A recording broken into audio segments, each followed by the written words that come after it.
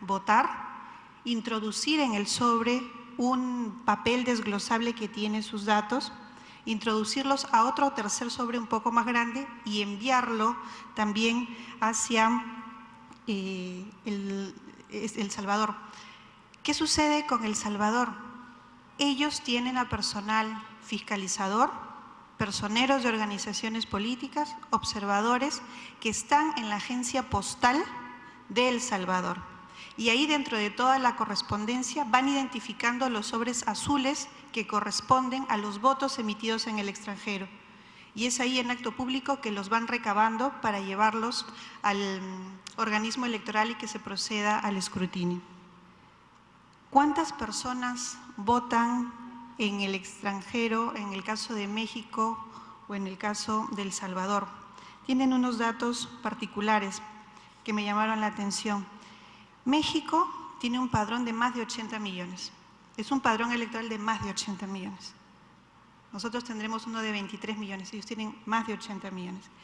En el extranjero tienen alrededor de 4 millones, pero no los 4 millones votan a través del voto postal. Es facultativo, ellos se inscriben, solicitan este mecanismo y son más o menos 60.000 los que optan por esta alternativa. Es decir, también queda en la voluntad de cada uno de los ciudadanos el determinar si prefiere acudir a votar y hacerlo de manera presencial o optar por esta alternativa que le da el sistema electoral, que es el voto postal. En el caso de El Salvador, de Panamá, que es otra realidad, ellos tienen un padrón también pequeño, que es de 4.955.000 electores, es un padrón pequeño. En el exterior votan 142.000 aproximadamente, pero voto postal solo lo ejecutan un poco más de 10.000. No son cifras muy altas, están seguramente también avanzando a lo que sería la confianza en el voto postal. Siguiente diapositiva, por favor. En esta diapositiva lo que quería reflejar era la cantidad de electores que hay en cada uno de los continentes, ese 3.86% de electores en el extranjero, de los cuales el 67% está en América, mientras los porcentajes más bajos se encuentran en África y Oceanía. Mientras en el 2006 hubo un ausentismo que bordeaba el 40%, 10 años después, en el 2016, el ausentismo bordeaba el 50%. Entonces, debemos reflexionar en que algo está pasando. El establecer mecanismos que contribuyan a facilitar el voto extranjero es un gesto, como ya mencioné, de respeto a los derechos que tienen los connacionales. Y el voto postal es una de las alternativas. Es una de las alternativas a analizar. ¿Tiene ventajas? Sí. ¿Desventajas? Seguramente también.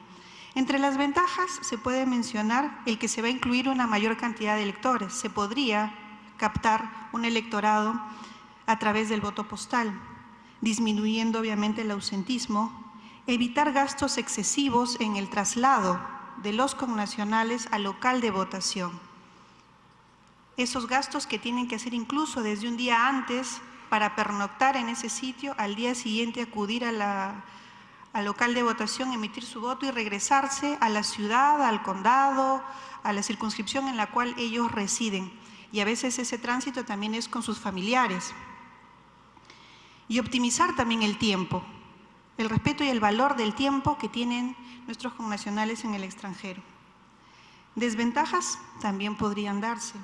Dependerá también del servicio postal que haya en esos países. Y como mencionaba, la confiabilidad es un aspecto muy importante. Algo que venía pensando en lo que caminaba hacia acá era en cómo podríamos también buscar aliados en la observación internacional, tener alianzas justamente estratégicas con otros organismos electorales en el mundo, y esa observación electoral, ese apoyo también tenerlo en las embajadas y poder dar un elemento también de transparencia y de legalidad. Si quizás nosotros no tenemos el presupuesto para poder ir, quizás contar con observación internacional que pueda estar presente también en los consulados y pueda ser unos ojos más que ayuden a garantizar la transparencia. La siguiente diapositiva, por favor. Así como hablamos de que el ausentismo va creciendo, lo cual obviamente son datos que no nos animan, estos datos sí nos deberían animar en la medida que tenemos más connacionales por los cuales trabajar. En el año 2006, el padrón en el extranjero era de 457.891 electores. En el año 2011, 754.154. Y en las elecciones 2016, 884.924.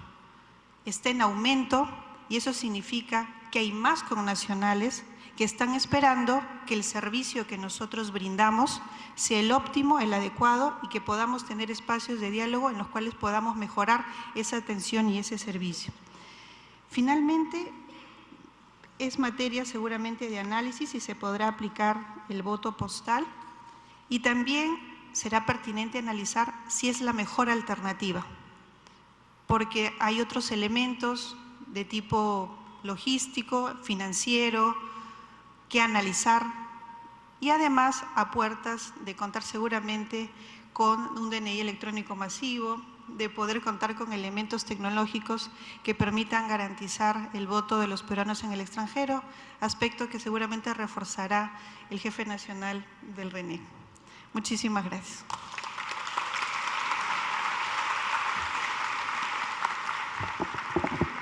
Muchas gracias a la señora Jessica Elisa Clavijo Chipoco del Jurado Nacional de Elecciones.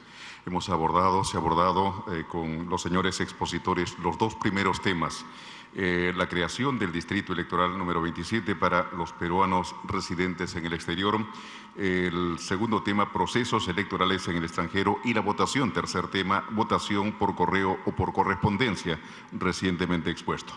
El tema, identidad digital y las ventajas que genera en los procesos electorales. Está justamente el señor Jorge Luis Iribarren Lazo, jefe nacional de RENIEC, para una buena explicación. Señor Iribarren.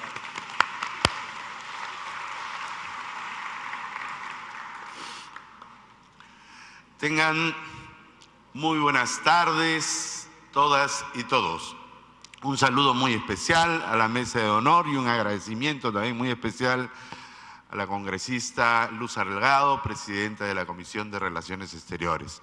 Un saludo a todos ustedes. A mí me toca ver el tema de identidad digital, quizás el tema más complicado, complejo, difícil en este tema de fondo que es velar por los derechos de nuestros hermanos, compatriotas peruanos en el extranjero.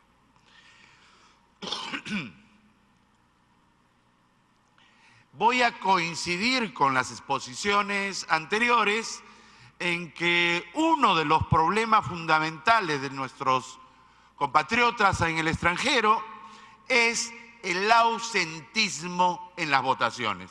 El cuadro que yo les traigo es precisamente de la participación en los 3 últimos procesos electorales y en 2 columnas, significa en primera vuelta y en segunda vuelta.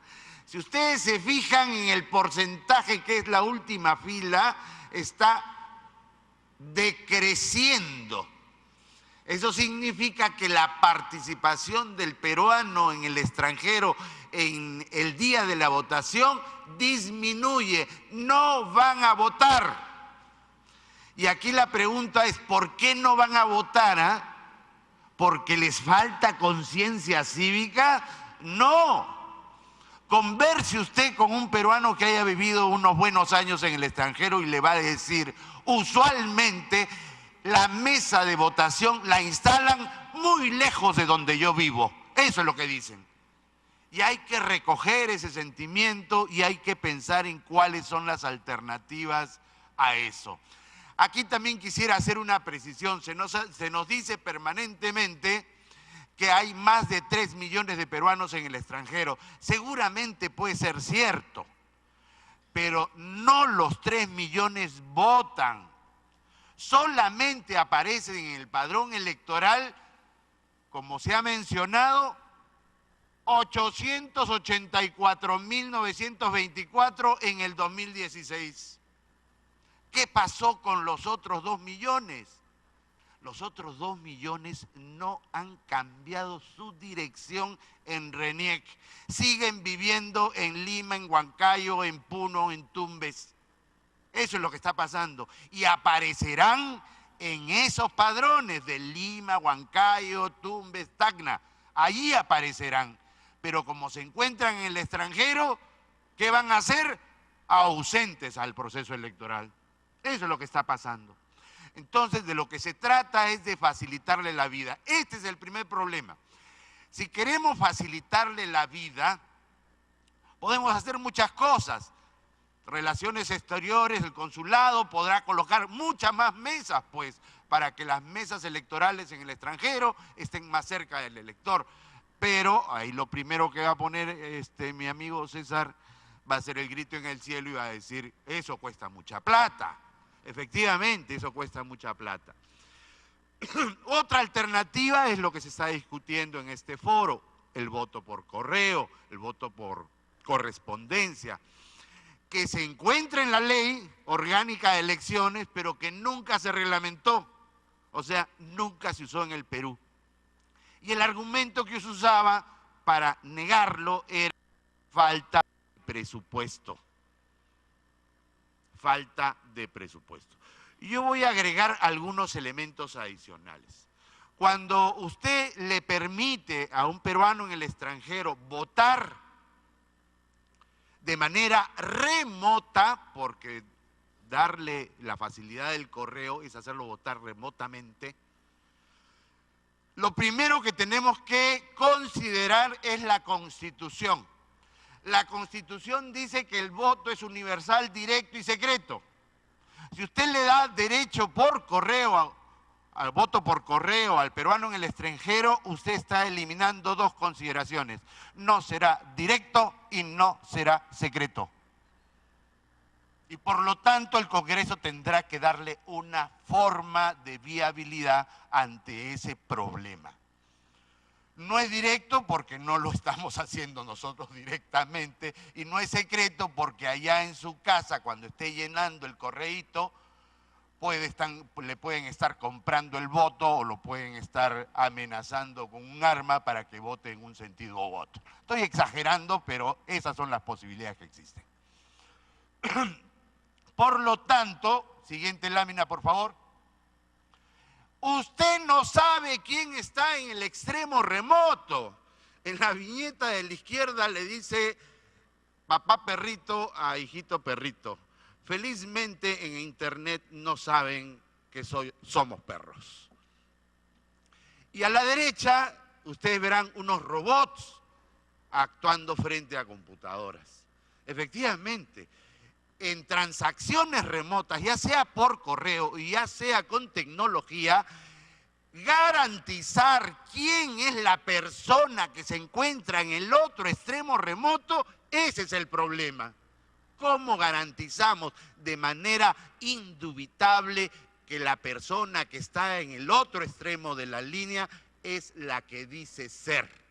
¿Cómo se garantiza? Bueno, pues la solución que plantea RENIEC es la identidad digital. Adelante, por favor.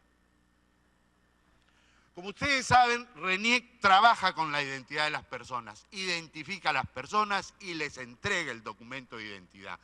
Y últimamente, en los últimos años, hemos comenzado a introducir el DNI electrónico, que no es otra cosa que el contenedor de tu identidad digital. Si tu identidad es el conjunto de los rasgos que permiten reconocerte, la identidad digital será ese mismo conjunto de atributos, características, rasgos que permitirán identificarte de manera remota en el mundo del ciberespacio, en Internet. Eso es la identidad digital. Siguiente, por favor. Por lo tanto, la persona que se encuentra en el extremo remoto, de alguna manera tengo que saber indudablemente quién es. Y para eso existen dos mecanismos. Siguiente, por favor. El mecanismo de la autenticación y el mecanismo de la autorización. ¿Cómo se autentica una persona? Cuando usted lo paran en la calle, un señor policía, y le dice, identifíquese. ¿Qué hace usted? Pone la mano en el bolsillo y saca su DNI. Entonces, usted se autentica con algo que tiene un DNI. Pero también le pueden decir, si no trae el DNI, ¿quién es usted? Yo soy Jorge Iribarren. A través de dar su nombre, que es algo que usted sabe, usted también se identifica. O cuando se entraba a los cuarteles, ¿se acuerdan? ¿Qué cosa le pedían a uno? El santo y seña, ¿no? Es lo que usted tiene que saber para poder entrar al cuartel. Bueno, algo tiene que tener, algo tiene que saber, y para autenticarse también algo tiene que ser. Y aquí ser significa usted tiene un rostro, usted tiene una huella. Yo lo puedo identificar de esas tres maneras: por lo que usted tiene, un DNI, por lo que usted sabe, seguramente una clave, y por lo que usted es, seguramente una huella. Siguiente, por favor. Entonces me autentico para que alguna autoridad me autorice a hacer algo. El voto por internet es precisamente